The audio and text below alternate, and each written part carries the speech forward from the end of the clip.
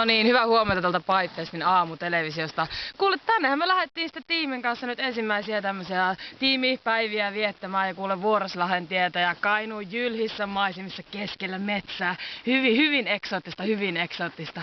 Ne on jännittäviä hetkiä elämää. On hyvin jännää joka puolella. Kato tälleen, tästä tulti on vähän liukas maa ja maassa lunta ja muuta.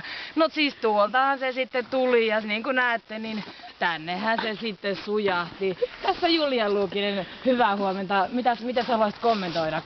Pienet nopeat briefit tähän näin. No sinnehän se sitten sujahti.